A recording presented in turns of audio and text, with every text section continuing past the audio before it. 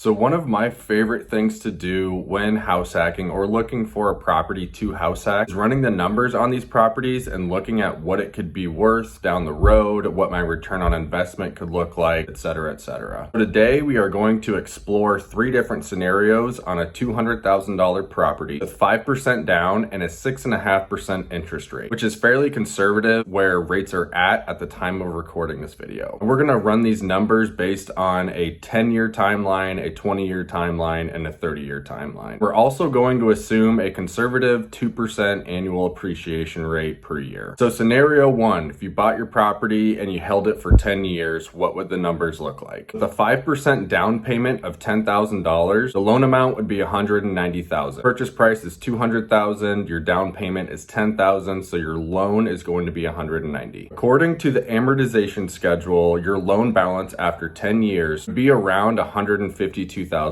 Considering an average home appreciation rate of 2% per year, at year 10, that property could be around $244,000. So at the end of 10 years, your equity in that property would be around $92,000. The home value is $244,000. Your loan balance would be $152,000. So when you subtract the two, you get around $92,000. So off of that $10,000 down payment, it's going to return you about $92,000 if you decided to sell after year 10. So let's say you house hack for 5 years and you own 5 properties. You could essentially sell these properties after their 10-year time frame and collect over $90,000 per year for 5 years. In total, over those 5 years, you're looking at about $460,000 total. Almost $500,000 off of 5 $10,000 down payments, if you think about it that way. Scenario 2, if you held these for 20 years. Now this is where it starts to get a little fun. After 20 years, that loan balance will be just under $79,000. With an average home appreciation rate of 2%, again, the property value would be around $298,000. So your equity at the end of 20 years would be about $219,000. $298,000 minus $79,000. So if you decided to hold these properties for an extra 10 years, after each 20-year time frame, if you decided to sell each of these, each property would collect about $220,000 per year for the next 5 years. In total, that's just under $1.1 million.